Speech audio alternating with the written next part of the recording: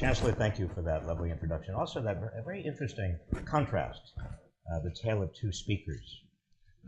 And it's profoundly important to think of free speech not just as one thing, because in this new world it is many different things. I think the framing of the issue of free speech is critically important. To me, the biggest threat to free speech today is big money and inequality.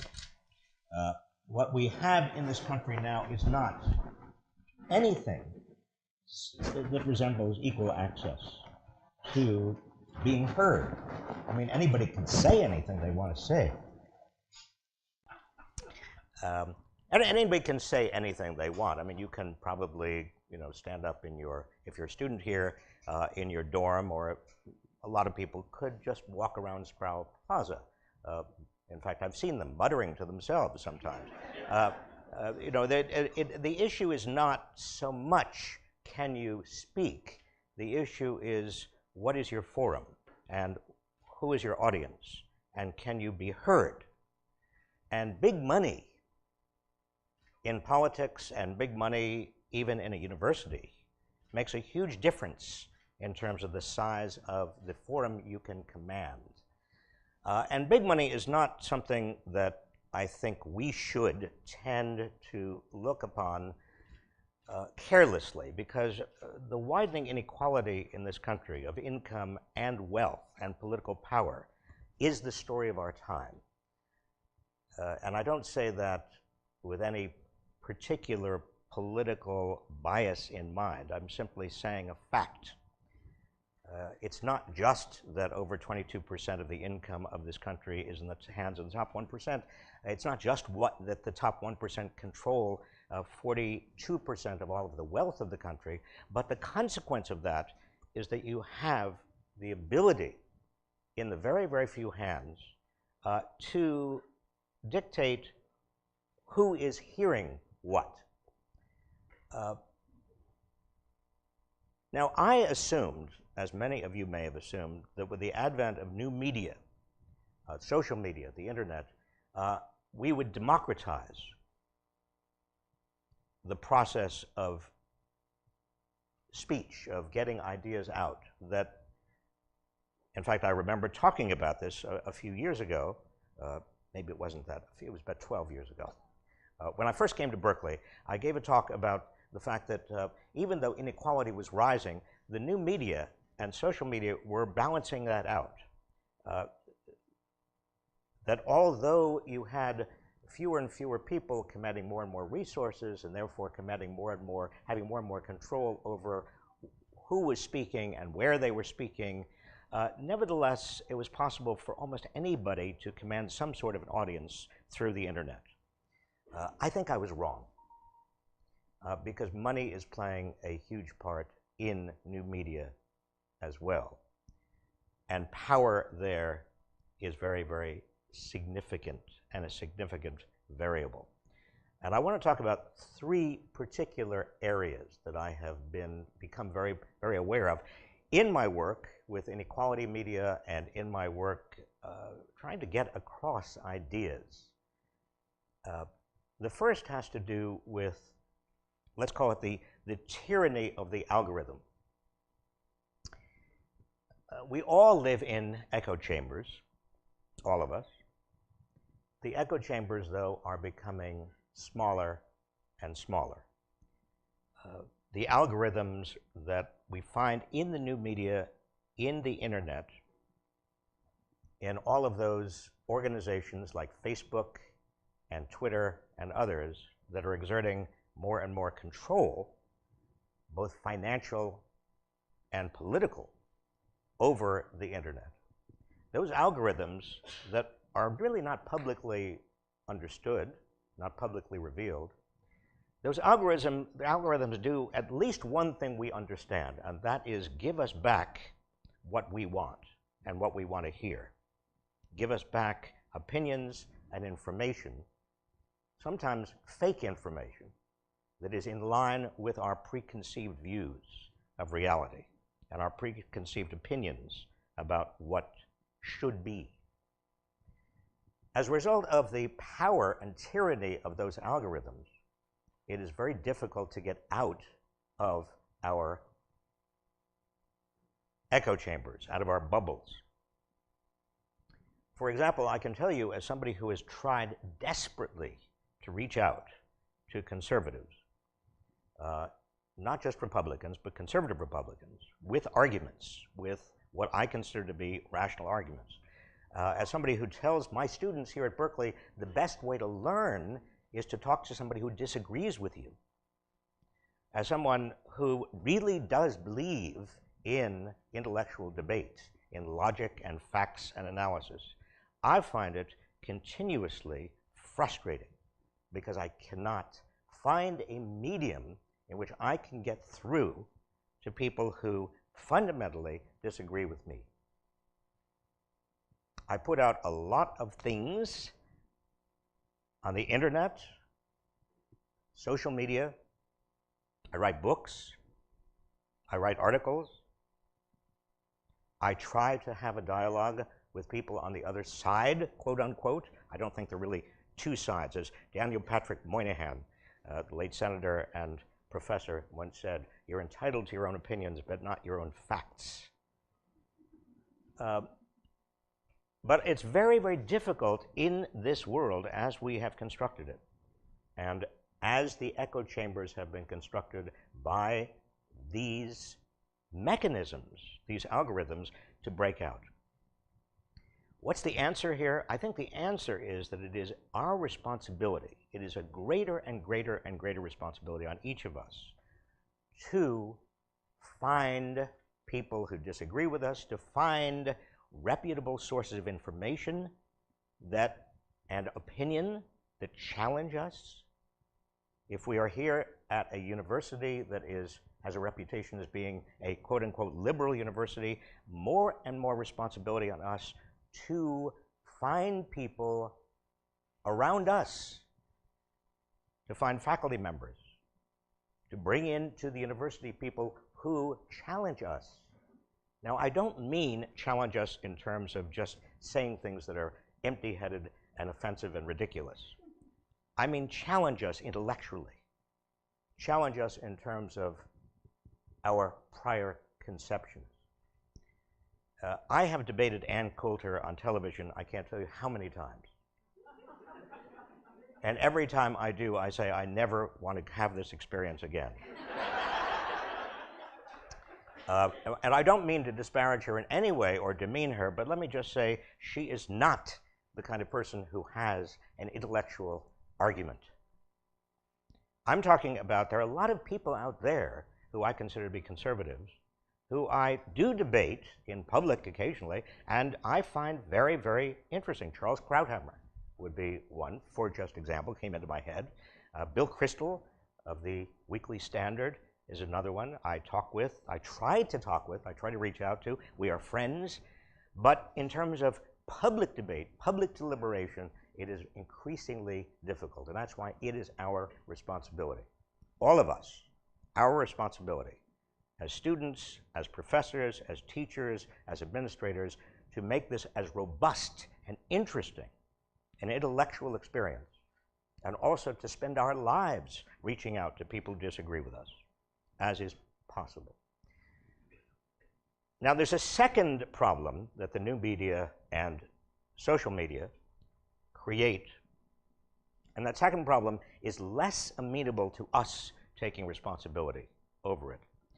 That second problem has to do with intimidation. A lot of students I talk with, even some professors, some average citizens, tell me something like the following, and I find it very deeply disturbing. They say, I don't want to express my opinion because I'm afraid that my opinion will be so unpopular that I will be subject to, and then they say something like, they don't use the word doxing, a lot of them don't know about it, but they say, you know, there'll be a lot of strangers out there who will spread my information, and there'll be tweets, and there'll be Facebook, and there'll be all kinds of ways in which I'll be insulted and demeaned, and I just don't want to be exposed to any of that. Unwittingly, There are no villains here. Social media has become, the new media, has become a vehicle for suppressing views because people are afraid of being intimidated, or they're intimidated into not expressing views that may not be popular, or may be misinterpreted, or may be inviting a great deal of calumny. Now, what's the response there? How do we protect against that? How do we guard the First Amendment rights? It's not clearly legally First Amendment, it's free speech rights of people who should have every ability to express themselves. We don't want to live in a society in which everybody is intimidated. Everybody is afraid to say what they believe. Well, one thing we can do, and I think one thing we have to ask the new media and the giants whose offices are just across the bay to start seriously considering is creating a right to our own private information and an ability for all of us to opt out of giving the world every bit of private information about us, our email, our addresses, our how to get in touch with us, how to in effect make us public if we don't want to be public. Right now, that information, whether it's Equifax or it's Facebook or anybody else, that information is being collected and then sold, usually to advertisers and marketers. That's our information. That's our private information about us. That should be a property right for us. We should decide what to do with that information. And if we want to be private, we should be entitled to be private. And I say private not to the point of not expressing our views. In fact, quite the contrary. We may need a zone of privacy so that we feel safe in expressing our views. So we feel safe against the possibility that we may be otherwise criticized widely and misinterpreted widely. I don't know if any of you have had this odd experience that I have had on several occasions. I've said something, in fact, I was testifying once before Congress, and it was just before TARP, that very large subsidy program that went out for banks and homeowners, and also generated, along with it, a very large stimulus package in 2008. And the question was, who were the contractors going to be for TARP and for the stimulus program?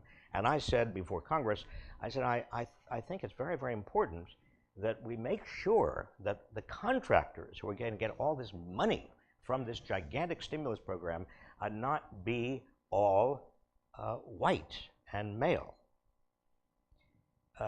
And almost instantaneously, what I said appeared on Fox News, and my words were exactly the right words. I mean, they didn't distort my words, but they introduced it by saying, Robert Reich, a professor, blah, blah, blah, former Secretary of Labor, doesn't want white men to get any federal contracts. And then you can imagine what happened. I'm still hearing. It was distorted. I called up Bill O'Reilly, who I happen to know, and I said, you know, you actually distorted what I had to say. And as a result, I'm being flooded with death threats. I mean, really death threats. And that seems to me irresponsible. And he said,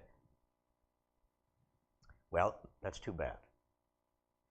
I called up a couple of other people, mostly on Fox News, and said, this is irresponsible. You and I know each other. Can you just retract what you said? You lied about what I said. And they said, no. Now, and then you can imagine what happened on the new media. It became so distorted that those threats, and again, many of them are really, they are death threats. You know, you will die. proliferated. This is a kind of environment. Now, you're not going to be testifying, most of you, before Congress on these kinds of issues. Maybe you will. I hope you will. But the point I'm making is not about testifying before Congress. The point I'm making is that we don't want to live in an environment in which what we say is so easily distorted, or what we say terrifies us about the possibility that it may be misinterpreted. We should have a right to our own private information so that that doesn't happen. The third and related thing that worries me about what has happened to social media, and I think there is an answer for this, and I think that Berkeley, University of California, Berkeley, and Carol Christ have come up with the right answer. The third problem has to do with what we might call crowdsourcing of violence. Now, this is not, strictly speaking, and should not, strictly speaking, be a free speech issue, but it has become a free speech issue because it is now possible on the internet, on social media, for people to summon forth others who agree with them and basically say, we're going to have a rumble at such and such a place at such and such a time. And it's going to be centered around somebody coming to campus, or it's going to be centered around the same time as somebody coming to campus. In other words, we are going to create an event that could very easily be a violent event. And please join us. Social media has the capacity to crowdsource, and I mean this quite literally, source crowds around particular nodes of time and place and speakers, and also provoke and invite a violent response.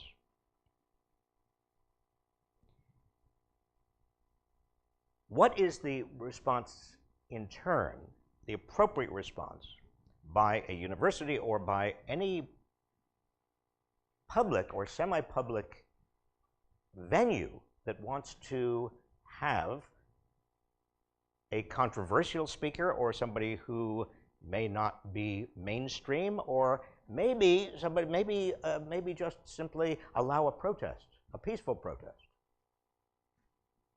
Well, I think the response is to provide security.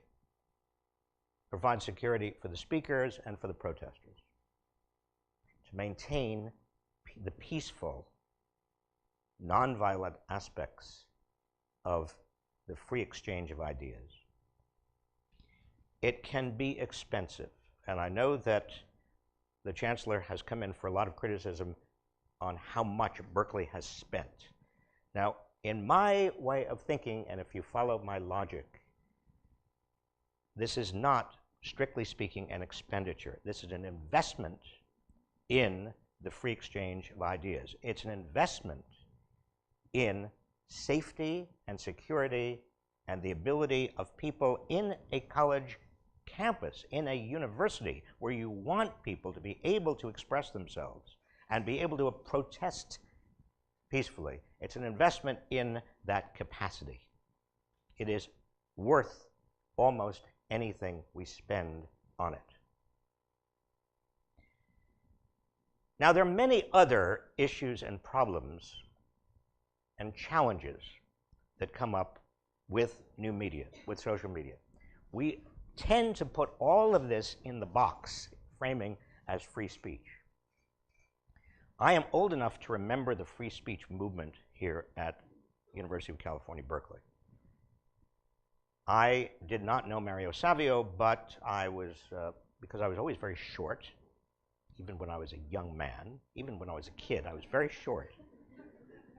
And I would seek protectors who were older than I was to protect me from being bullied and beaten up. I mean, I learned this very early on. I needed to have protectors, and I selected one of my protectors when I was maybe 6 years old, 7 or 8, was a fellow named Mickey Schwerner. And Mickey, in the summer of 1964, with Mario Savio and a number of others, registered voters in Mississippi. Mario Savio has written, or he did write letters about that summer, and he said, he mentioned Mickey, Michael Schwerner, my protector. He mentioned that Mickey had gone missing along with 2 other civil rights workers that summer. They didn't know where they were. Turns out that Mickey and the 2 others had been tortured and murdered by the sheriff of Neshoba County, Mississippi, and others.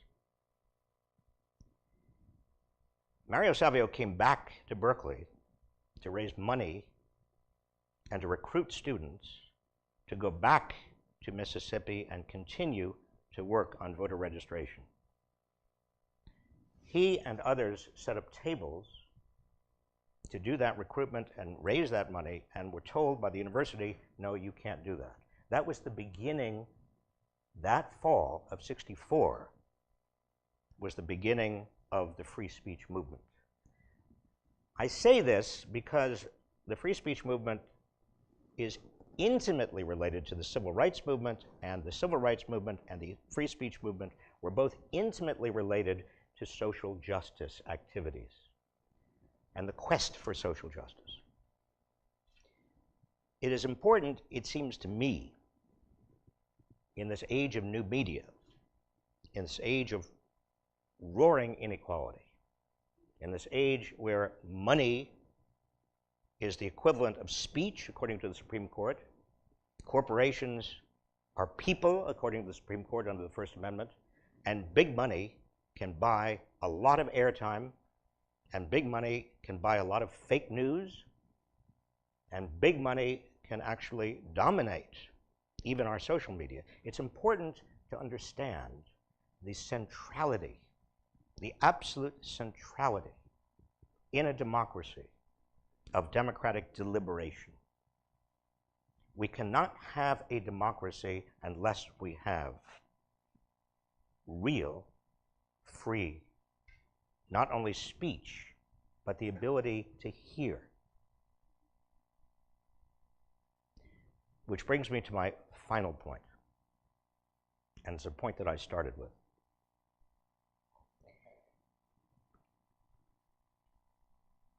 There's something that is called, I call, and others people have called, eloquent listening. Have you ever heard the expression, eloquent listening? Eloquent listening is about opening your mind to what other people are saying.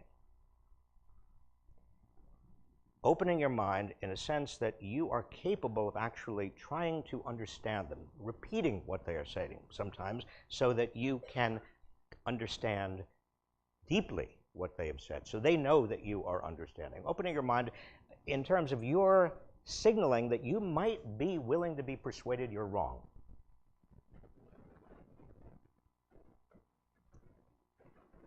A university is a place where eloquent listening is particularly important.